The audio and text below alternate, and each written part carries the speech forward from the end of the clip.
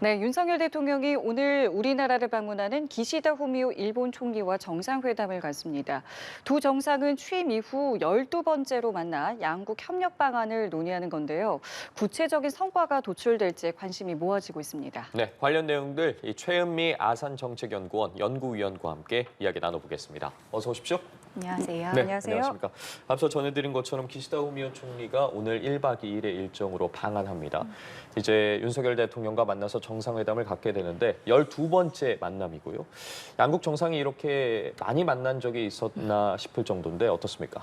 네, 작년 3월 그리고 5월에 셔틀외교가 이제 재개가 되고 나서 한 1년 반 정도도 채 안 되는 것 같은데요. 그 사이에 양국 정상이 12번이나 만났다라고 하는 거는 사실 한일 관계를 여태까지의 한일 관계를 통틀어 봤을 때는 이렇게 단기간 내 많이 만난 거는 거의 처음이지 않나라는 생각이 듭니다. 예. 기존에 뭐 이명박 정부라든지 그 앞에 뭐 노무현 정부라든지 지속적으로 한일 정상 간의 만남은 있었습니다만 이렇게 짧게 많이 만나게 된 데에는 양국 정상 간의 신뢰가 많이 쌓일 수 있었던 또 하나의 계기가 될 수 있었다라고 여겨집니다. 예, 기시다 총리 같은 경우에 어쨌든 이달 말에 열리는 이 자민당 총재 선거에 불출마 선언을 했습니다. 그렇다 보니까 아무래도 이 기시다 총리가 재임 기간 중에 마지막 이제 정상회담이 될 텐데 한국을 이렇게 강력하게 좀 방한을 원했다고 지금 보도도 나오고 있는데 그렇게까지 원했던 이유는 저희가 좀 어디서 찾아볼 수 있을까요? 우선 기시다 총리가 다음 자민당 총재선에 나가지 않겠다라고 이야기를 하면서 본인의 그 성과로 재임 기간 중에 성과로 얘기했던 것 중에 하나가 한일 관계입니다. 그 한일 관계 개선에 있어서 본인의 어떤 성과라는 부분을 강조하고 싶은 다시 한 번 더 강조하고 싶은 부분이 있을 것 같고요. 여기에 더해서 한일 관계가 일본의 이제 정권이 바뀌는 셈이니까요. 새로운 내각이 들어선다 하더라도 지금의 모멘텀을 이어가겠다라고 하는 의지를 보여주는 것이라고 생각합니다. 자, 이렇게 방한은 오늘 이루어지는데 어제 일본 정부가 우키시마호에 탑승했던 이 조선인의 명단의 일부를 공개했습니다. 물론 이 명부가 공개된 거는 이미 몇 달 전에 있었죠. 근데 이제 명단이 공개가 된 것인데 이게 어떤 의미가 있다고 좀 봐야 되는 건지 궁금합니다. 우선 그 우키시마호 자체가 한국 내에서 많이 알려져 있는 사건은 아니고 또 정부에서 많은 관심을 기울였던 사건은 아니다 보니 지금이라도 이제 밝혀진 것에 대해서는 매우 긍정적으로 평가를 하는데요. 이를 위해서 양국 정부에서 지속적으로 협의를 했었다라고 해요. 그 협의 과정 속에서 명단에 대한 이야기가 나왔을 것이고 그리고 이 명단을 이번에 공개하게 된 건데 다만 시기적으로 봤을 때 기시다 총리 방한 바로 직전에 공개가 된 거다 보니까요. 아마도 이런 외교적인 일정과 정치적인 것까지 다 고려해서 발표가 된 것이 아닐까라고 생각을 하고 있습니다. 예.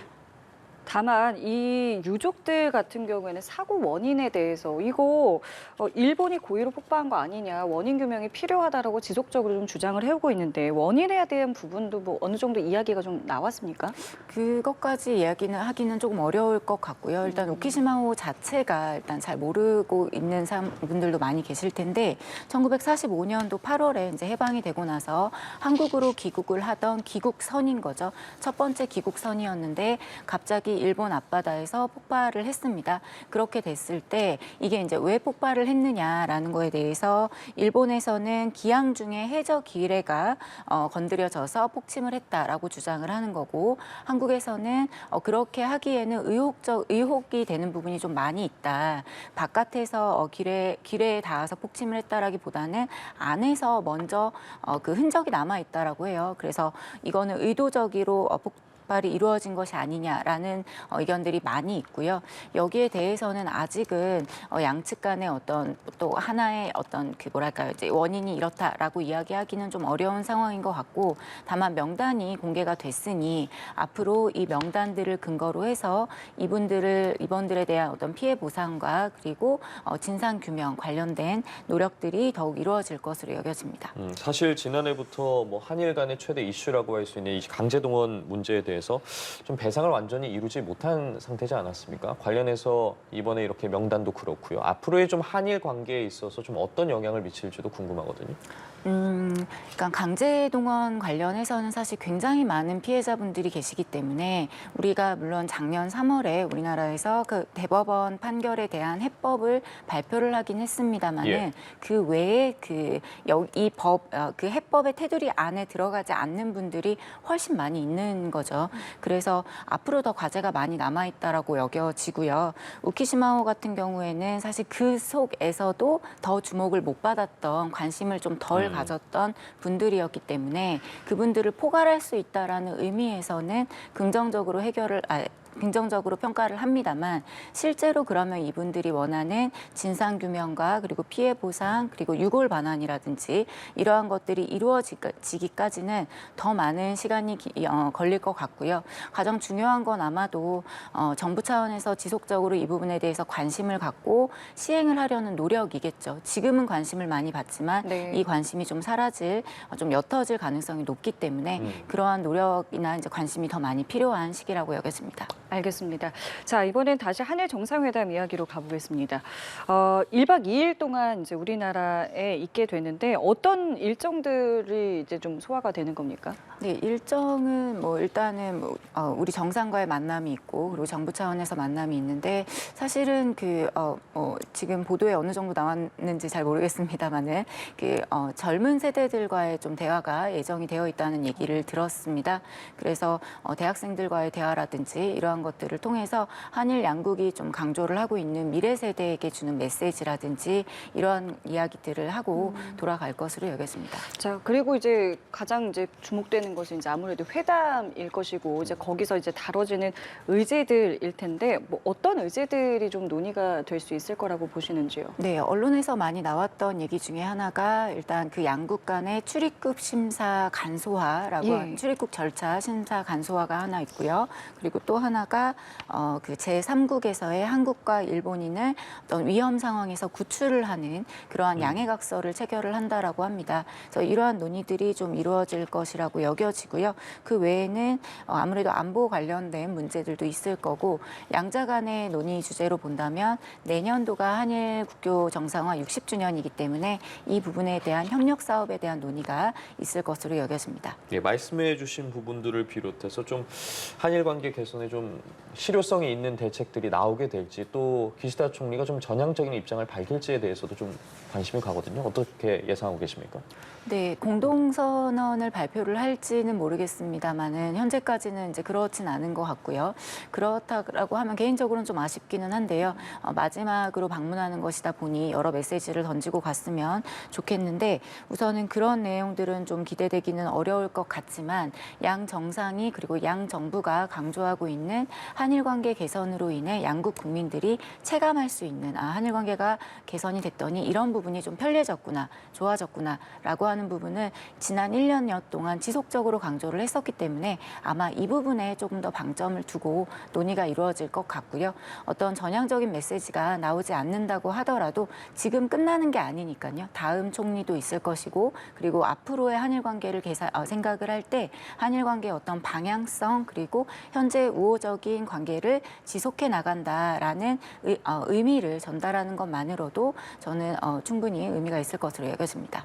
뭐 여러 의미에 대해서 지금 말씀을 해주셨지만 사실 최근에 뭐 일본의 사도광산 이제 유네스코 등재라던가 뭐 여러 가지 이제 대일 외교 논란이 있었기 때문에 말씀하신 의미가 없는 건 아닙니다만은 당장 우리 정부가 얻는 실익은 없는 거 아니냐 이번 만남에 대해서 그런 시선을 바라보시는 분들도 계시거든요. 이 부분에 대해서는 어떻게 생각하세요? 네, 그렇게 이제 말씀하시는 것도 충분히 공감이 되는 부분이고요. 당장 그러면 우리가 얻는 게 뭐냐라고 할 때는 손에 잡히는 게 없다라는 거죠. 그런데 좀 이렇게 생각해 볼 필요는 있을 것 같아요. 외교라고 하는 거는 사실은 이제 쌓아가는 측면이 있고 양국 정상 간의 신뢰가 쌓이면서 여기까지 온 것들이 있기 때문에 앞으로를 바라보고 조금 더 우리가 원하는 것들을 더 일본으로부터 얻어내기 위한 노력들이라고 보면 될 것 같고요. 기시다 총리 총리와는 현재까지는 윤석열 대통령 간의 두 사람 간의 정상 간의 신뢰가 상당하다라고 해요. 그런데 앞으로 새로운 총리와 그러한 것들이 계속될 수 있을 것인가에 대한 고민도 사실 필요한 시점이다 보니까 기시다 총리가 이번에 한국에 와서 현재 한국에서의 어떤 불만의 목소리 그리고 우려하는 목소리 이러한 것들을 잘 안고 잘 본인의 귀로 듣고 체감을 하고 일본으로 돌아가서 다음 총리에게 그러한 내용들을 잘 전달해 줄 수 있다면 지금의 일본의 태도만으로는 부족하다. 그리고 일본이 더 해야 된다라는 목소리가 조금이라도 들어간다면 저는 평가할 수 있을 것이라고 여겨집니다. 말씀해 주신 것처럼 기시다 총리 같은 경우에는 어쨌든 퇴임을 앞두고 있는 상황에서 이번 정상회담을 통해서 좀 일본의 지지율이나 뭐 자신의 여태까지의 그런 치적이라고 해야 될까요? 그런 부분에 대해서 좀 강조를 하려는 의도도 있는 것으로 보이는데 일본 내에서의 한일 정상회담이나 현재 뭐 기시다 총리에 대한 분위기는 좀 어떻습니까? 일본은 사실 지금 한일 정상회담보다는 일본 이제 자민당 총재선이 굉장히 지금 많은 관심을 받고 있기 때문에 정말 객관적으로 두고 어느 쪽이 더 관심을 지금 많이 받느냐라고 하면 총재선이 훨씬 관심이 많은 것 같고요. 특히 이제 오늘 그 차기 총리 후보로 가장 유력하다고 여겨지는 고이즈미 신지로 고이즈미 총리의 그 아들이죠. 고이즈미 신지로가 그 총재 선거에 출마한다는 표명을 한다라고 해요. 그래서 오늘 또 하필이면 같은 날이어서 그쪽으로 좀 많이 관심이 좀 모아지고 있는 상황이라고 여겨지고요. 그러면 한일 관계에 대해서 관심이 없냐? 그거는 아니라고 여겨지고요.